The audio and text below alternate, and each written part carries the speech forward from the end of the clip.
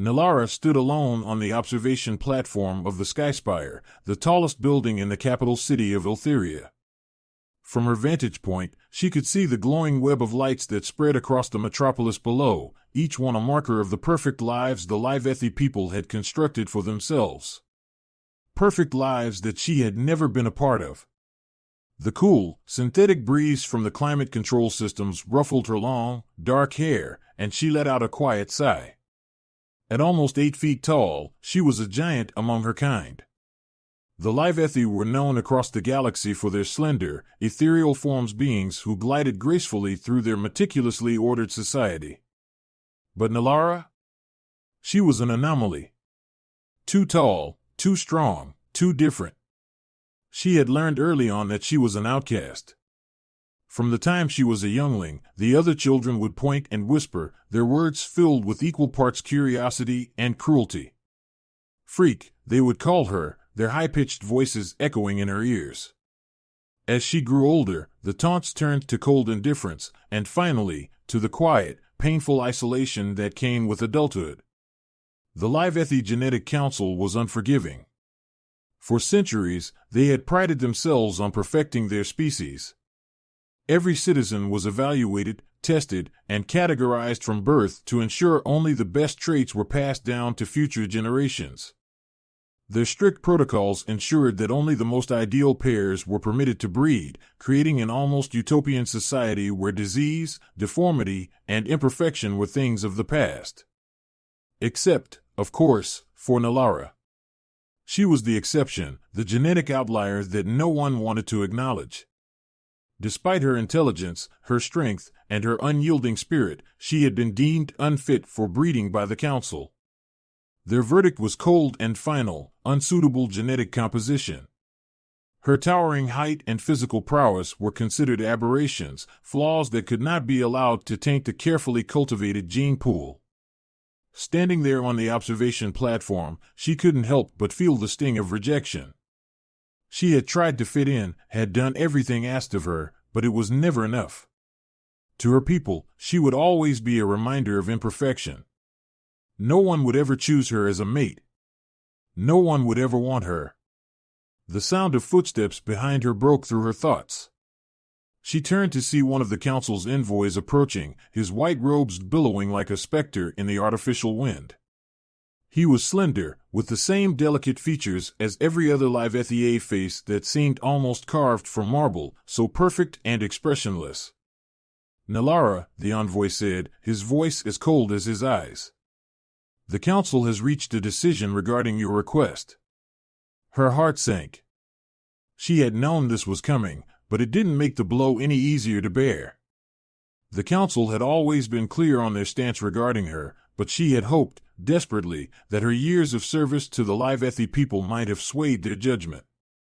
She had volunteered for the most dangerous missions, put her life on the line countless times to prove her worth. But it was all for nothing.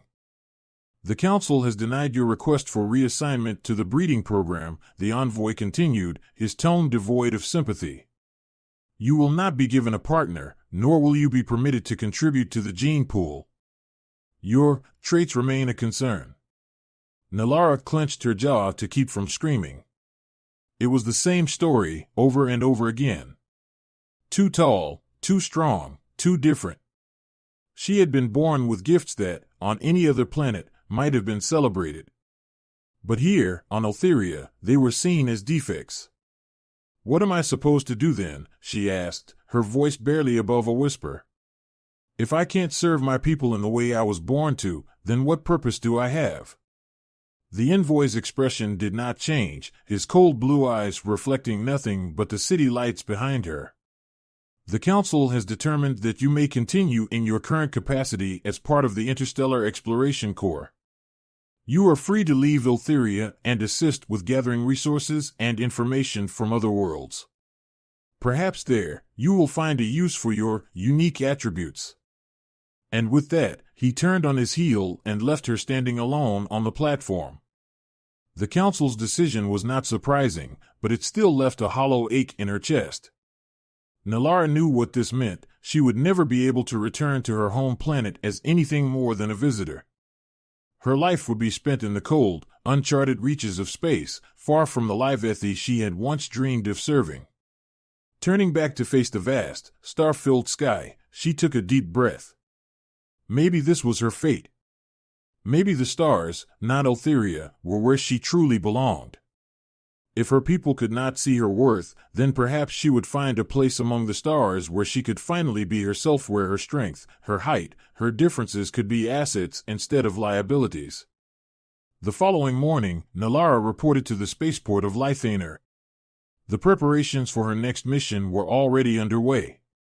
She was to travel to a distant, untamed planet on the fringes of known space-age place called Earth.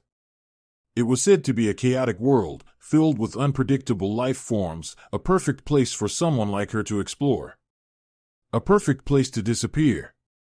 As she boarded the sleek, silver vessel that would take her away from her home planet, Nalara looked back one last time at the shimmering city of Eltheria. She felt no regret, only a steely determination. If her people would not accept her, she would find a place where she could thrive. She would carve out her own path, far beyond the reach of the Genetic Council and their narrow-minded rules.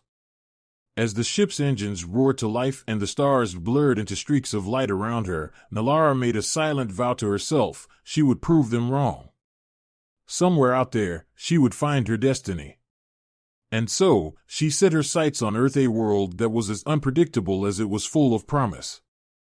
A world where, unbeknownst to her, a human named Leon Drake was about to change her life forever. The roar of Earth's dense, humid jumble was a symphony unlike anything Nalara had ever heard.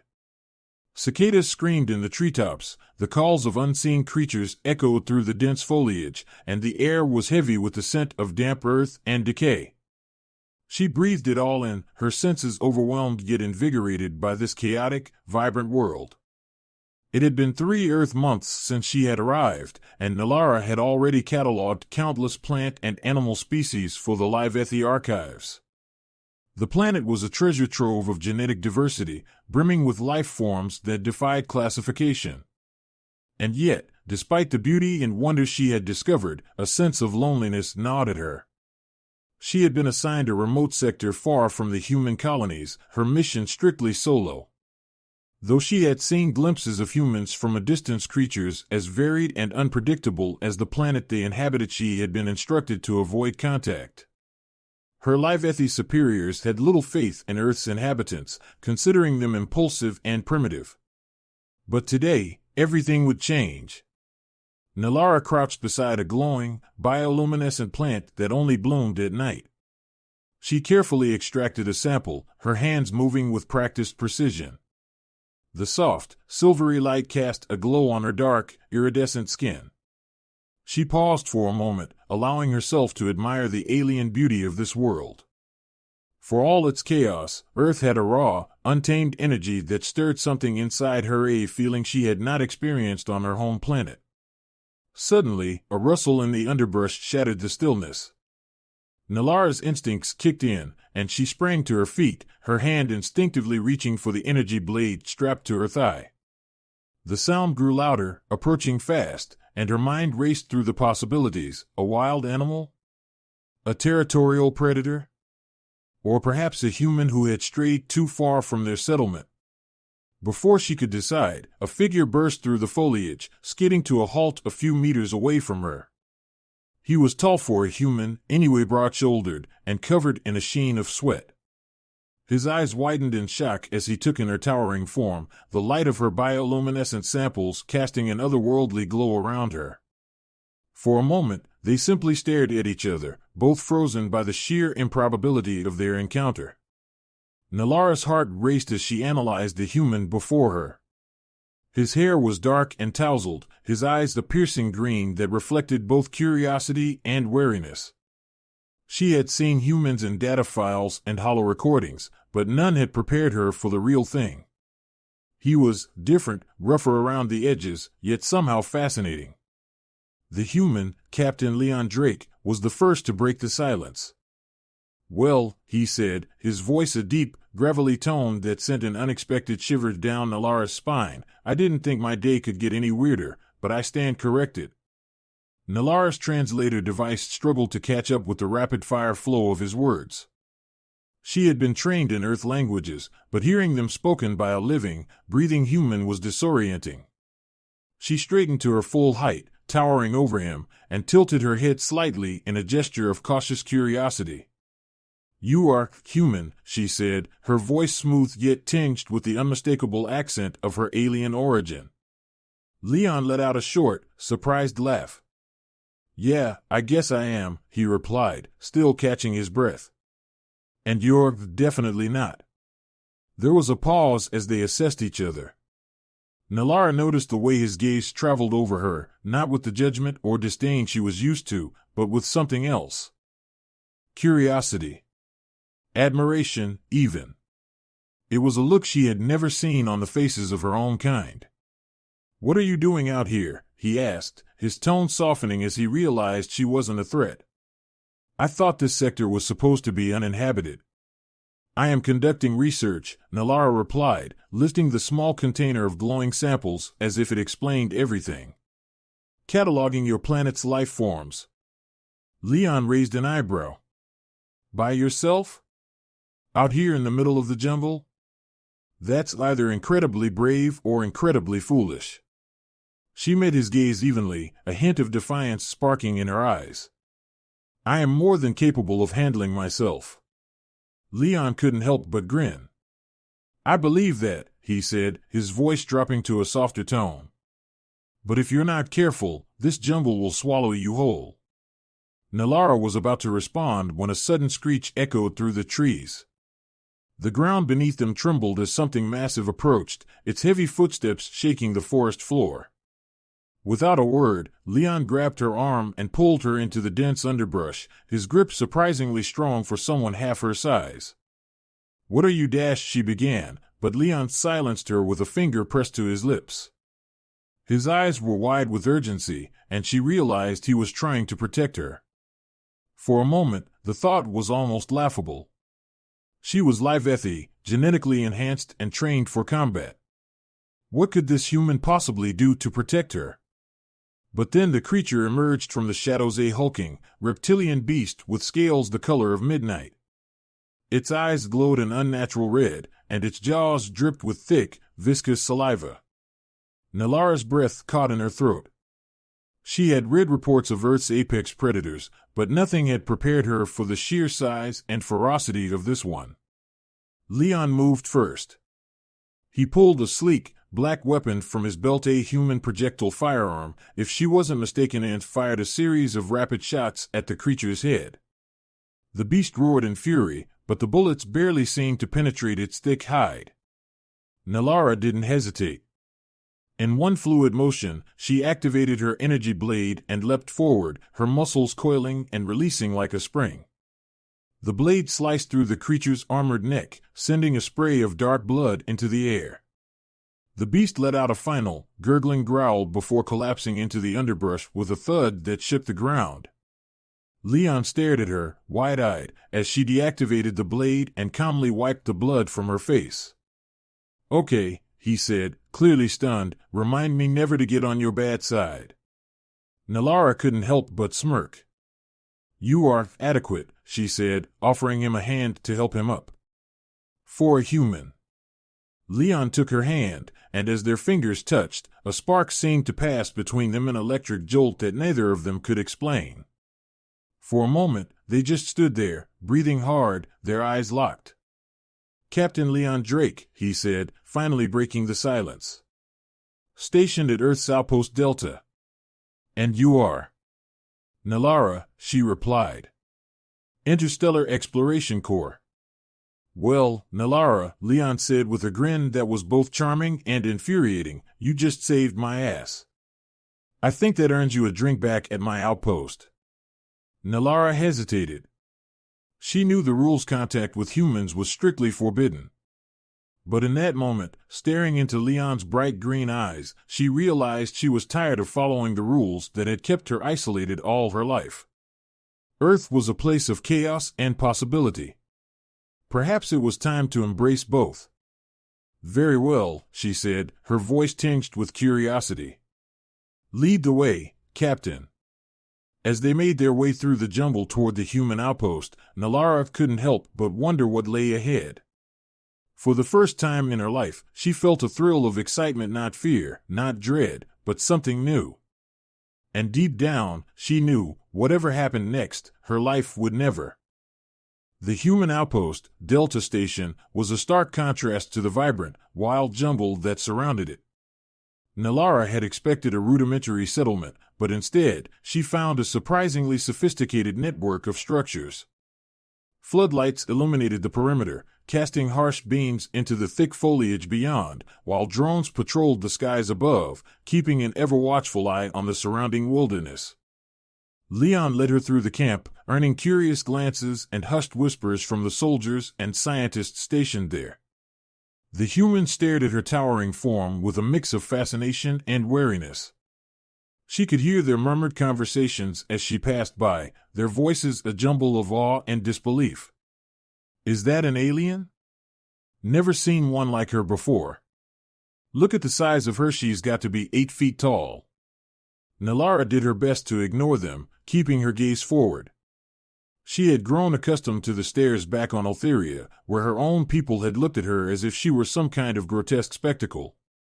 But here, among the humans, the gazes felt different, less hostile, more curious. Leon guided her into a modest building at the center of the outpost. Inside, it was cooler, the air filled with the faint hum of machinery. He gestured for her to sit at a metal table while he busied himself at a counter, pouring 2 drinks from a clear bottle. The liquid fizzed and sparkled as it hit the glasses. Earth's finest, Leon said with a grin as he set the glass in front of her. Well, at least the finest we've got in this jungle. It's called soda. Try it. Nalara eyed the bubbling liquid suspiciously but took a tentative sip. The sharp, sweet taste danced on her tongue, and she couldn't help the small smile that tugged at her lips. Leon's grin widened as he saw her reaction. Not bad, huh? It is intriguing, she admitted, setting the glass down. Your species has a strange obsession with flavor. Leon laughed, a deep, warm sound that sent an unexpected flutter through her chest. Life's short here on Earth. We've got to enjoy it while we can. Nalara's expression softened as she watched him. In the short time they had known each other, Leon's easygoing demeanor and unfiltered honesty had chipped away at the walls she had built around herself. For so long, she had lived under the rigid, suffocating rules of live ethy society, where every interaction was measured, every word carefully chosen. But with Leon, there were no pretenses. He was refreshingly genuine, a quality she hadn't realized she was starving for.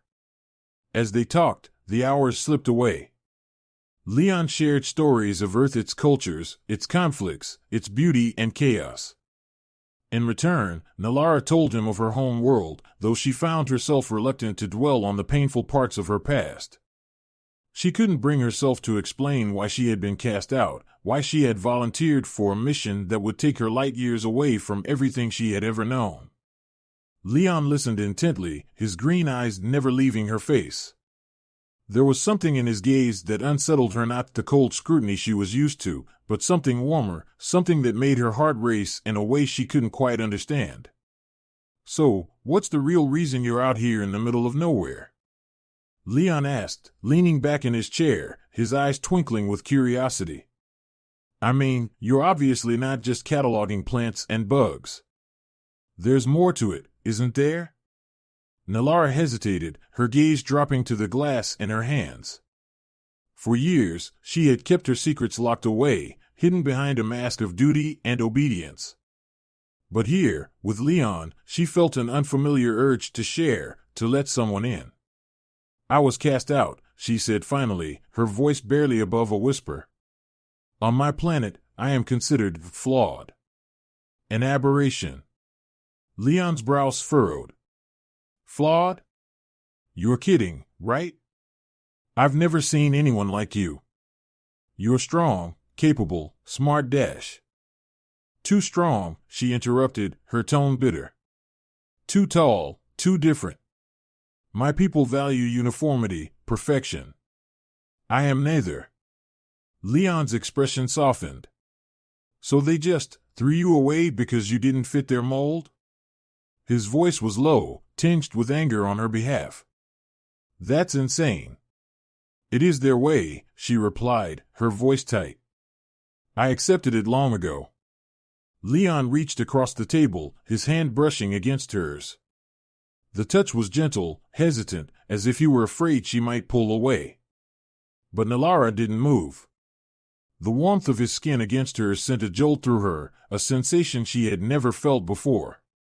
For a moment, they simply sat there, their hands intertwined, the air between them thick with unspoken tension. You don't have to accept it, Leon said softly, his voice barely more than a whisper. You're not broken, Nalara. You're just different. And different is good. Nalara's chest tightened. No one had ever said such words to her before. For so long, she had been told that her differences were a curse, a burden she had to bear in silence. But here was this human species her people considered primitive looking at her as if she were something extraordinary. Before she could respond, the door to the room burst open, and a soldier in military fatigue stormed in. Captain Drake, sir. We've got incoming signals Livethi patrol ships in orbit. Nalara shot to her feet, her heart pounding. She had thought she was far enough from Eltheria to avoid detection. But it seemed her people had found her after all. Leon was already moving, his easygoing demeanor replaced by the sharp focus of a soldier. He grabbed his communicator, barking orders to his team. They're looking for you, aren't they? Leon asked, his voice tense. Yes, Nalara admitted. I was not supposed to make contact with humans. My presence here, it is forbidden. Leon's jaw clenched. Then we need to get you out of here. If they find you, what happens? Nalara's eyes darkened. They will take me back. I will be punished for my transgressions.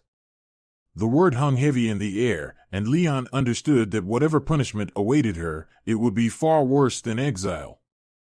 He grabbed her hand, pulling her toward the door. Then let's make sure they don't find you. Together, they raced through the outpost, alarms blaring as soldiers scrambled to prepare for the Livethi ships. Nalara's mind was a whirlwind of fear and confusion. She had always followed the rules, always done what was expected of her, even when it meant sacrificing her own happiness. But now, for the first time, she found herself willing to risk everything for the slim chance of freedom. They reached the landing pad where a small, sleek human shuttle waited, its engines humming. Leon turned to her, his eyes filled with an urgency that took her breath away. Come with me, he said, his voice raw with emotion. We'll figure this out together. You don't have to go back to them. Nalara's heart pounded in her chest. She looked back toward the jungle, where the Livethi ships were no doubt closing in, then back at Leon, whose hand was still holding hers as if it were the most natural thing in the world. For the first time in her life, she had a choice. And in that moment, she realized that she wanted something more than duty, more than the cold approval of her people. She wanted freedom. She wanted him. Without another word, she nodded, her decision made. Together, they boarded the shuttle, the engines roaring to life as they shot into the sky, leaving the outpost and Nalara's old life far behind. As the shuttle broke through the atmosphere, Nalara looked over at Leon. He met her gaze with a grin that was both triumphant and hopeful. Looks like you're stuck with me now, alien girl, he said. And for the first time in her life, Nalara didn't feel like an outcast. She felt free. The stars streaked past the shuttle's windows as Nalara and Leon rocketed away from Earth. The roar of the engines filled the cramped cockpit, but to Nalara, it was nothing compared to the pounding of her heart. She had made her choice. She was a fugitive now, abandoning the rigid, sterile world of her people for an uncertain future among the stars. Leon's hands moved deftly over the control panel, his eyes locked on the readings flashing across the screen. His jaw was set in grim determination, yet every so often, his gaze would flicker to Nalara. The intensity of his green eyes sent shivers down her spine, filling her with a mixture of fear and exhilaration. "Status?" she asked, her voice steady despite the chaos swirling inside her. "Not good," Leon muttered. "Your people are persistent, I'll give them that. They've already locked onto our trajectory. If we don't change course soon, they'll have us surrounded." Nalara leaned over his shoulder to analyze the readings. The Livethi patrol ships were fast and relentless, closing in on them with deadly precision. The cold efficiency of her own people's technology now seemed alien and hostile to her, a reminder of the rigid life she had left behind. "Can we outrun them?" she asked, her voice tinged with a hint of desperation. "Not in this shuttle," Leon admitted. "But I've got an idea." He pressed a series of buttons, and suddenly, the stars outside the window warped as they veered into a nearby asteroid belt. The ship rocked violently as debris bounced off the hull. Nalara's hands instinctively gripped the edge of her seat. "An asteroid field?" "You're insane," she shouted. Leon flashed her a crooked grin. "I prefer the term resourceful.